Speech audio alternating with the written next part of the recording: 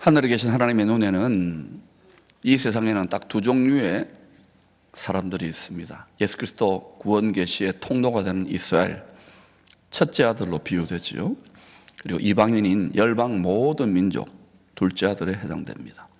그래서 여러분, 땅에 수많은 민족들이 있지만 이스라엘과 열방 모든 민족, 이방인, 이 두 것으로 이해를 하십시오. 다 하나님이 이 세상에서 기르시는 곡식들입니다. 그러나 분명히 쭉정이나 가라지나 겨가 아니라 주님을 닮은 잘 익은 알곡 곡식들이 주의 나라 구원으로 들어갑니다. 추수 때가 되면 추수한 알곡들을 키질을 합니다. 바람이 불 때 키질해요. 하나님이 키질을 할 때 육체의 정욕을 따라 행하는 악인들은 바람에 나는 겨와 같이 날아가고 말 것입니다. 악인이란 것은 뭐 큰 죄를 짓는다 이것도 있지만은 하나님의 말씀을 벗어나서 자기 육체의 생각, 육체의 정욕으로 살아가는 사람들을 말해요. 우리가 예수를 믿습니다. 그런데도 어떤 결정적인 시험이나 유혹의 때 헤매이고 한참 깨져서 말씀 앞에 돌아오는 경우가 있잖아요. 육체적 기질이 있기 때문에 이걸 밀껍질처럼, 곡식의 껍질처럼 벗겨내야 되는 거예요.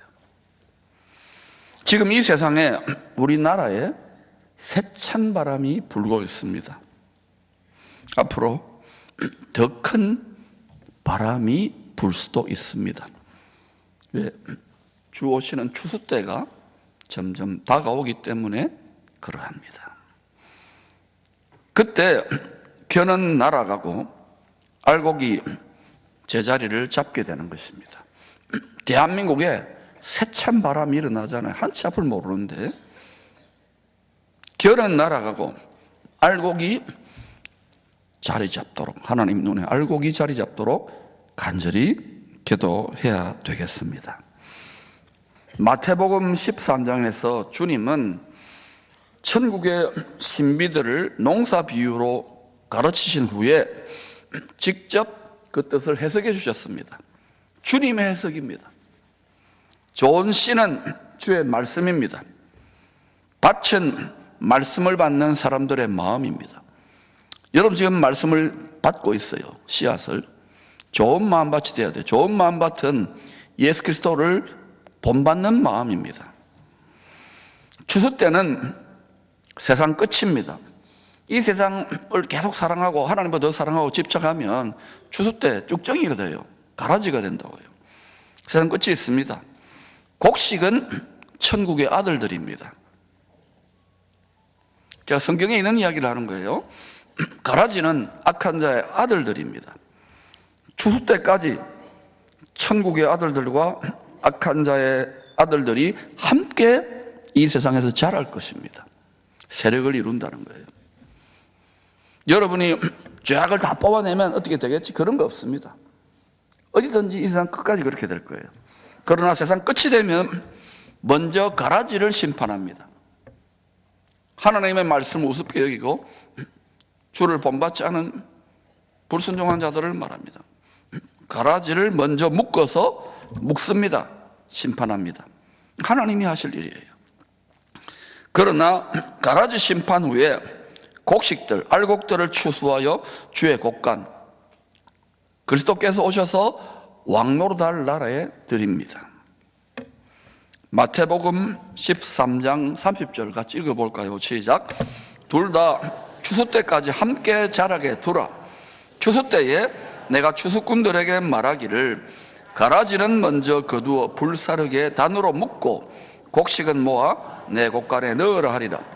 비유로 말했지만 가라지와 곡식은 사람을 말해요. 사람. 우리가 어떤 사람이 되어야 될까요? 예수를 믿고 하나님 말씀으로 주님을 닮아간다는 것이 얼마나 큰 축복인지를 지금은 별로 실감이 안 될 거예요. 그러나 점점 추수 때로 가고 있다는 것을 기억하십시오. 성경은 말씀에 순종할 때 풍성한 곡식으로 축복하실 것을 증거합니다. 우리가 먹고 사는 양식, 곡식을 말해요.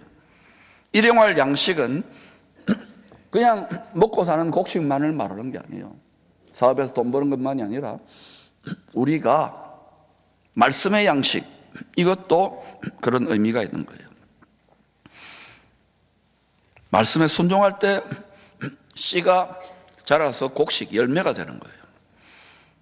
성도의 모든 이 땅에서의 삶의 수고의 열매가 말씀에 대한 태도와 관련이 있습니다. 여러분, 하나님의 말씀을 얼마나 가까이 합니까? 여러분, 찔리라고 하는 게 아니라 말씀을 너무 읽지 않고 투자하지 않고 너무 분주하게 살다 보니까 무슨 말씀인지 깜짝 놀랄 정도로 너무 몰라요. 자, 말씀을 점검해보니까 수십 년 다녀도 교회 성경 말씀이 무슨 소리인지를 모르는 분 너무 많아요. 이제는 그렇게 해서는 안 돼요. 모든 성경을 꿰뚫고 알아야 될 때입니다. 투자하시기 바랍니다. 요엘서는 추수 때 세상 끝에 주님께서 오셔서 심판과 구원을 집행할 것을 이스라엘 역사를 통하여 예언합니다. 지금은 집행 유예 기간이에요. 뭐라, 지금은 은혜 받을 만한 때인 거예요. 구원의 날이기 때문에 복음 전하는 거예요. 전할 수 없을 때가 옵니다. 전할 수 없을 때가, 일할 수 없을 때가 속히 온다고요. 지금 복음을 전하려고 애를 쓰는 거예요.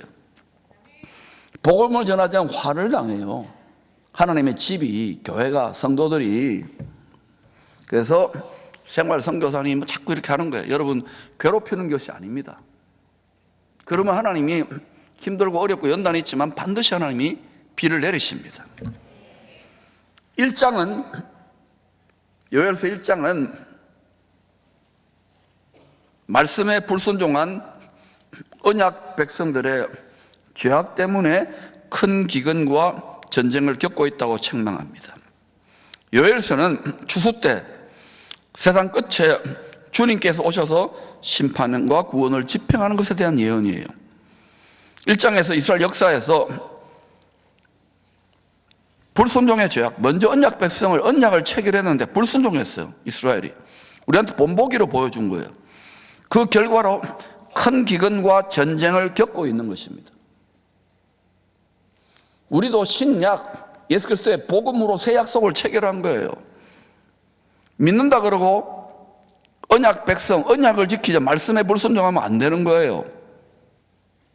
요엘서 2장은 그 1장을 기반으로 2장 주 다시 오실 때 과거 이스라엘 역사보다 더 큰 기근과 더 큰 전쟁이 있을 것을 예언합니다. 이것은 우리 이방인들과 이방 교회들과도 연결됩니다. 언약 백성들의 불순종의 죄 때문에 다시 반복되는 더 큰 징계입니다. 이때 메뚜기 떼와 같은 이방 나라의 군대가 이스라엘을 치기 위해 모일 것이라고 예언합니다. 메뚜기 떼는 뭐냐? 우리가 알고 하나님 기르는 곡식이잖아요. 메뚜기 떼가 곡식을 다 갉아먹는 거예요. 이 세상의 경제적인 소산물만이 아니고 이방 나라의 군대가 특별히 어디에 모이느냐? 이스라엘을 치기 위해 모일 것이라고 예언합니다. 요엘서 읽어보셔요. 주님이 심판의 주로 다시 오실 때 마음을 찢고 돌이키라고 촉구합니다. 왜냐? 똑같은 원리예요. 하나님 아버지의 본심은 재앙이 아니고 복 주시기 위함이고 평안 주시기 위함입니다. 샬롬 주시기 위함이에요. 요엘서 2장 13, 14절입니다. 시작. 이내가 크시사 뜻을 돌이켜 재앙을 내리지 아니하시나니 주께서 혹시 마음과 뜻을 돌이키시고 그 뒤에 복을 내리사. 그 뒤에 복을 내리사. 하나님이 정한 뜻이 있지만 그 심판과 구원의 뜻 가운데 우리가 하나님 기도하면 분명히 심판해야 되는데 회개하고 돌이켰기 때문에 긍휼을 베푸시는 거예요. 은혜 받을 만한 때이기 때문에 그래서 그 돌이키는 자에게 그 뒤에 복을 내리시는 거예요. 예수 믿고 우리가 주님을 닮아가는 순종의 삶을 배운다는 게 얼마나 큰 축복인지 지금부터 미리 감사할 수 있기를 축원합니다. 주님이 오실 징조로 해와 달이 캄캄하며 별들이 빛을 거두는 큰 환란의 때가 있다고 합니다. 주 오실 때. 근데 그때 믿음의 조상들 아브라함과 이삭과 야곱이 조상들에게 약속하신 땅을 회복해 주실 것을 예언합니다. 큰 환란의 때 회복한다고요. 요엘서 2장 18절입니다. 시작. 그때에 여호와께서 자기의 땅을 극진히 사랑하시어 그의 백성을 불쌍히 여기실 것이라. 이때 1차적인 이 말씀의 수신자는 이스라엘 백성들을 말합니다. 아직까지 헤매고 있어요, 그분들. 우리는 그들의 불순종 덕분에 지금 예수 믿게 된 거예요. 2차적 수신자가 이겁니다. 우리들입니다. 곡식과 새 포도주와 기름을 풍족히 줄 것이라고 합니다. 이 큰 환란에 지나고 나서 다시는 이방 나라들에게 침략당하지 않게 할 것을 약속합니다. 제사장 나라가 되게 하는 거예요. 글로벌 스탠다드로. 제사장 나라 이스라엘은 오신 메시아를 버렸죠. 2000년 전에 불순종으로. 그 피와 피값을 우리와 우리 후손에게 돌리라고 해서 아직까지 헤매고 있는 거예요. 1948년에 그런 하나님의 말씀을 이루고 무화과 나무에 가지에 잎이 순이 돋아난 거예요. 주의 때를 지금 세상 역사 속에서 계속 말씀하고 계시는 거예요. 불순종의 큰 징계를 받았습니다. 겨우 이제 나라를 세웠죠. 앞으로 그들 일구월심으로 성전 세우기를 원하는데 세우도록 허락할 겁니다. 근데 그게 속는 거예요. 속는 거. 특별히 다니엘서 9장 27절을 보면 이로 인하여 그들의 불순종의 큰 징계로 인하여 천국 복음을 맡은 제사장 나라의 사명이 우리는 이방인입니다. 열방 모든 민족인데 우리들에게 주어진 거예요. 이방인의 때까지, 이방인의 때가 차기까지, 이방인의 충만한 수가 차기까지, 알곡들이 차기까지. 그러나 추수 때는 세상 끝을 말해요. 선지자들의 예언대로 큰 환란을 겪고 있는 이스라엘을 온전히 회복하시기 위해 주님이 다시 오실 것입니다. 왜? 그들이 이뻐서가 아니라 말씀을 조상들에게 하신 언약을 성취하기 위하여. 하나님 말씀으로 응답하시기 위해 역사하시는 거예요. 우리의 신앙도 하나님 말씀이 이루어지라고 기도해야 되는 거예요. 이스라엘 중심으로 주 오시기 직전에 온 세상에 큰 전쟁이 일어나는데 요한계시록 16장의 아마겟돈 전쟁입니다. 요한계시록 19, 20장은 이 아마겟돈 전쟁에서 다시 오실 주님과 하늘의 군대들이 소위 적 그리스도의 군대 가라지를 심판하실 것을 알려줍니다. 이게 계시록에만 나타나 있는 것이 아니라 선지자들의 모든 메시지 속에 다 숨겨져 있어요. 그 후에 이 심판 후에 가라지 심판 후에 알곡들이 왕노릇하는 말씀대로 그리스도의 천연왕국의 평화가 임할 것입니다. 참사랑과 기쁨의 그 나라가 이제 속히 오리라. 그 나라예요. 그런데 여러분 의문이 있을 거예요. 왜 그러면 좋으신 하나님이 이런 큰 환란을 이 땅에 허락하시는 것일까요? 일어나는 것일까요? 불순종하기 때문에.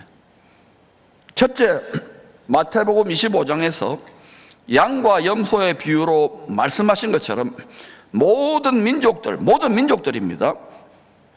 열방 모든 민족, 이스라엘을 포함한 모든 민족들을 불러 모아 심판과 구원의 재판을 하기 위함입니다. 요엘서 3장에서는 여호사밧 골짜기라고 표현하지요. 스가랴서 12장, 13장, 14장에도 열방 모든 민족이 심판하는 일이 있다고 합니다. 가라지를 먼저 모아서 심판해버리는 거예요. 두 번째, 구름 속으로 끌어올려져 공중 위에서 주를 영접하지 못한, 먼저 추수되지 못한 땅에 남아있는 곡식들, 이삭으로 떨어져 있죠. 아직 덜 익어가지고 곡식들을 진노의 7대접이 부어질 때, 진노의 7대접은 한일의 7년 중에 뒤에 있는 3년 반에 집중적으로 부어질 것입니다. 그때 땅에 남아있는 알곡들을 마지막으로 추수할 것입니다. 이때는 성경을 열어 읽어보시면 굉장히 힘든 때가 돼요. 우리 당대가 아니라 하더라도 우리 후대는 이런 일이 있을 수 있기 때문에 점점 세상이 빠르게 변화되기 때문에 깨어 지금 기도에 적금을 붓고 그리고 말씀을 우리 자녀들에게 부지런히 가르치고 하나님 말씀에 정렬되라고 하는 거예요. 이게 패밀리와 비즈니스와 제너레이션까지. 할렐루야. 요엘은 주의 초림과 재림으로 이 예언이 성취될 때까지 하나님이 이른 비와 늦은 비를 적당하게 주실 것을 증거합니다. 요엘서 2장 23절입니다. 시작. 시온의 자녀들아 너희 하나님 여호와로 말미암아 기뻐하며 즐거워할지어다. 그가 너희를 위하여 비를 내리시되 이른 비를 너희에게 적당하게 주시리니 이른 비와 늦은 비가 예전과 같을 것이라. 하나님이 던져놓고 이 의미를 이제 찾게 하시는 거예요. 베드로 사도는 2000년 전이죠. 사도행전 2장에 오순절 성령 강림이 요엘 선지자의 이 예언이 응한 것으로 증거했습니다. 성령의 감동으로. 이스라엘의 농사에서 이런 비는 씨를 뿌린 후에 싹이 나고 뿌리가 내리도록 돕는 비입니다. 왜? 농사 시작할 때 씨를 뿌리잖아요. 그때 물 주잖아요. 물조리개로. 그러한 성격의 비예요. 싹이 나고 뿌리가 내린 거예요. 그래서 2000년 전에 초대교회 성도들이 오순절 성령 강림으로 교회가 탄생하잖아요. 그때 오순절 성령 강림, 이런 비가 부어져서 믿음의 싹이 나고 뿌리가 잘 내리도록 도왔던 그 오순절 성령 강림을 이런 비로 보는 것입니다. 신학자들이 대부분 그렇게 이해합니다. 반면에 늦은 비는 이스라엘 농사에서 보니까 곡식이 잘 익어 추수되도록 농사의 마지막 단계에 내리는 비입니다. 충실하게 연결을 하고, 그래서 농부가 추수하도록. 요한계시록 14장에 보면 인자 같으니 예수님이 나서로 잘 익은 곡식들이 온 세상에 다 익었으니까 추수하는 모습이 나옵니다. 그럼 그 뒤에 있는 포도송이는 진노의 포도즙틀, 그 추수는 심판이에요. 성경을 자꾸 읽으면서 성경이 다 정확하게 연결된다는 것을 아셔야 됩니다.